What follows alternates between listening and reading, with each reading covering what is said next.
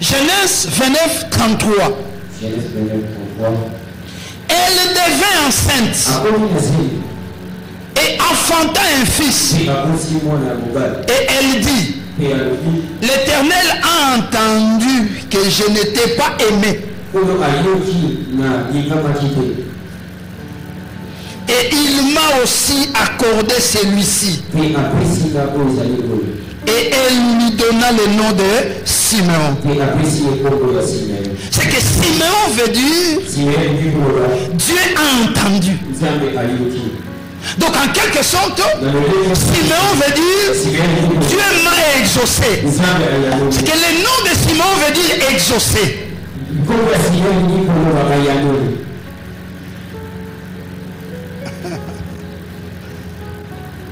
Shalom. Shalom. Shalom.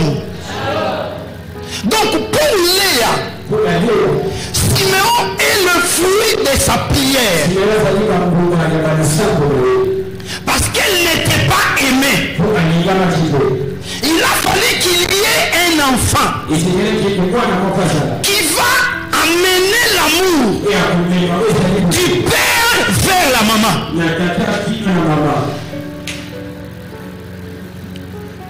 C'est-à-dire, celui qui devait venir, c'est celui qui devait enlever cette haine-là, mettre un pont et restaurer l'amour du père envers la maman. Donc la présence de Siméon devait enlever la haine. Or, laisse-moi vous dire que le père ne nous aimait pas aussi. Mais il a fallu qu'il y ait un Siméon. C'est lui qui viendra pour établir cet amour entre nous et le Père. Et ce véritable Siméon, c'est le Seigneur Jésus. Parce que c'est lui qui est venu établir l'amour entre Dieu et nous.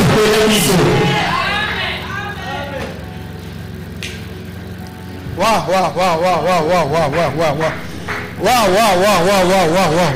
Est-ce que quelqu'un comprend cette chose? C'est que sans lui, Dieu ne va pas nous aimer. Parce que l'amour ne se trouve pas chez la femme. L'amour ne se trouve pas chez la femme. Et ça l'a capté pas moi si. Mais l'amour se trouve chez l'homme. La femme n'aime pas, mais c'est l'homme qui aime. Mais l'amour de la femme se manifeste par la soumission. C'est-à-dire, la femme ne peut pas dire que j'aime, mais les actes de soumission prouvera qu'il aime.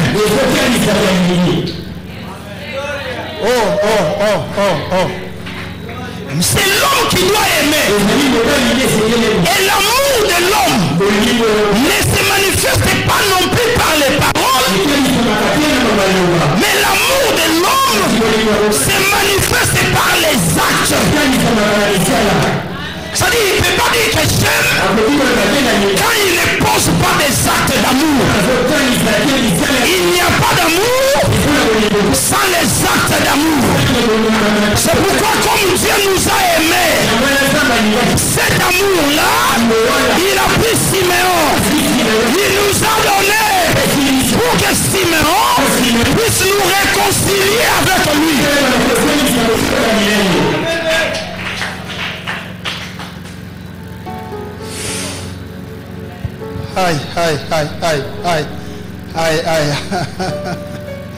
Que Dieu vous bénisse.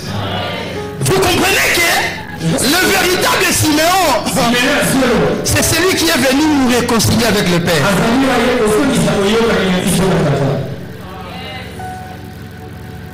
Parce que nous n'étions pas en contact avec le Père. Parce que nous n'étions pas la femme qu'il aimait.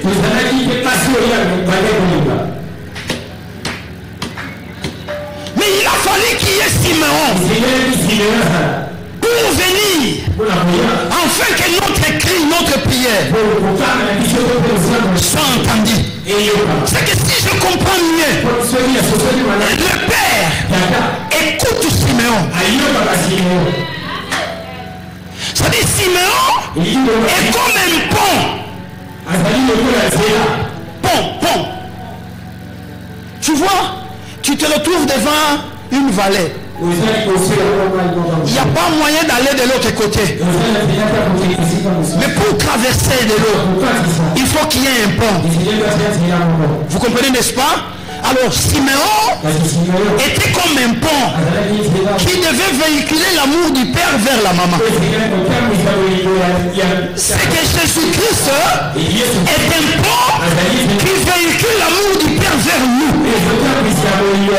Si Dieu t'aime aujourd'hui, ce n'est pas à cause de toi. Mais si Dieu t'aime, c'est à cause d'un homme. Et cet homme-là, c'est Jésus-Christ. Grâce à lui, que l'amour du père est avec toi. Si le Père te regarde, il ne te voit pas toi, mais il voit Siméon. Toi tu as des erreurs, tu as les yeux délicats, oui. Tu n'es pas joli, oui. Tu as été mal conçu, oui. Mais son problème, quand il regarde Siméon, il ne voit pas tes défauts, il ne voit pas tes erreurs, il ne voit pas tes faiblesses, mais il voit l'amour de Jésus sur la croix. C'est pourquoi le Seigneur te fait du bien à cause du Seigneur Jésus.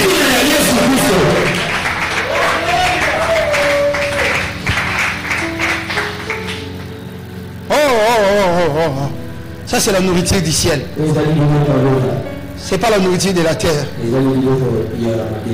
C'est pourquoi j'aime Siméon. Parce que n'était la présence de Siméon, nous n'allions pas expérimenter l'amour du Père. Ça ce n'est pas la nourriture de la terre. Ça c'est la nourriture du ciel. Grâce à l'amour de Siméon, que le Père aujourd'hui nous considère.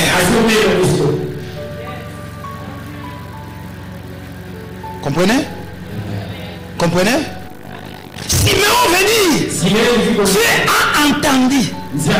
C'est que Siméon, c'est lui qui prend nos cris et qui l'amène vers le Père. C'est-à-dire, lorsque nous voulons parler, nous devons parler derrière Siméon. Et c'est Siméon qui va prendre nos cris quand il se présente devant le Père. Oh, j'ai compris que Siméon, c'est la faiblesse du Père.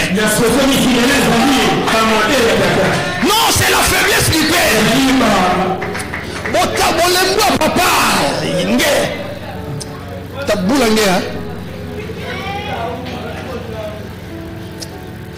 Alléluia.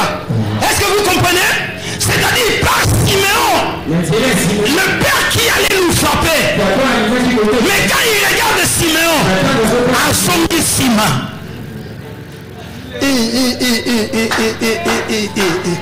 Est-ce que je parle à quelqu'un?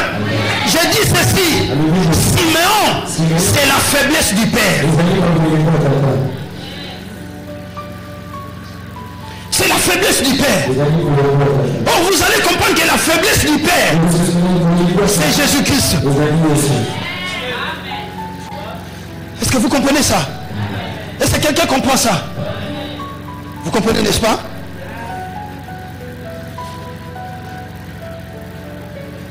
Grâce à Siméon, le Père ne peut pas nous frapper. Je vais vous amener où? Écoutez-moi. Je vais vous parler d'une histoire très claire. Amen. Vous savez, Jacob, je vais encore dans une autre partie. Quand il voulait bénir ses enfants, Ésaü et Jacob devaient, je parle d'Isaac. Écoutez, Jacob est allé chercher l'animal. Non, Ésaü. Il est allé chercher l'animal.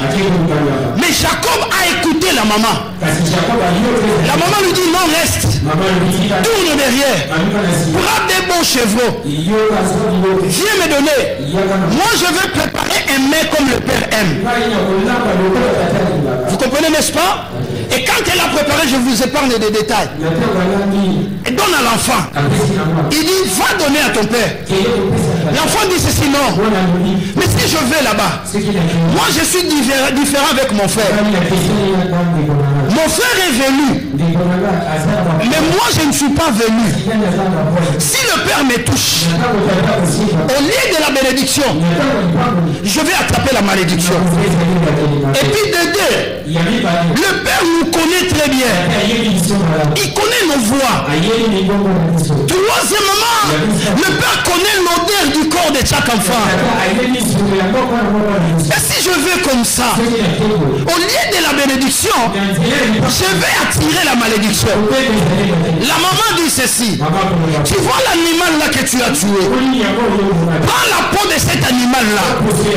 Porte ça dans ton corps. Et tu vas aller vers ton père. Quand il te touchera, il va toucher le poil. Au lieu de la malédiction, tu auras la bénédiction. Est-ce que vous comprenez, n'est-ce pas? Et quand le fils est allé, Isaac a touché. Quand il touchait, il ne touchait pas le corps de Jacob, mais il touchait la peau de l'animal. C'est que la peau de l'animal a couvert le corps de Jacob pour qu'il n'attrape pas la malédiction, mais qu'il attrape la bénédiction. Oh, la peau de l'animal là, c'est la peau du Seigneur Jésus-Christ. C'est l'animal là. Quand Jean a vu quelqu'un en train de partir, les autres disaient c'est le fils de Marie, c'est le fils de Joseph.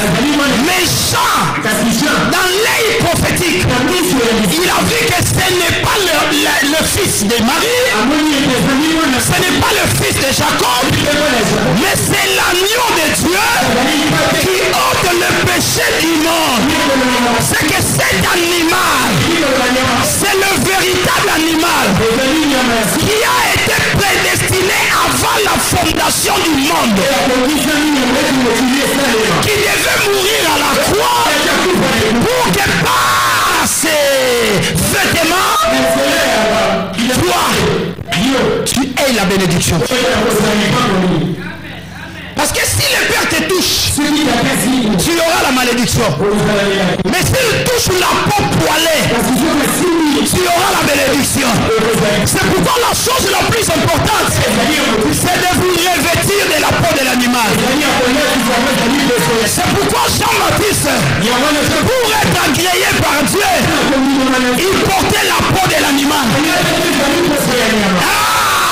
Moi aussi tel que je suis, vous me voyez avec la veste, mais ça ce n'est pas la veste, ça ce n'est pas mes vêtements. Moi véritable, je porte la peau de l'animal.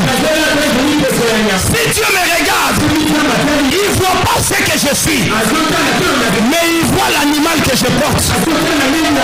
Dieu va te faire du bien, non pas à cause de toi, mais à cause de la peau de l'animal que tu as porté. Oh, la peau de l'animal que tu as porté, c'est la justice de Dieu. Oh, la justice de Dieu, c'est Christ lui-même. Aïe. Aïe.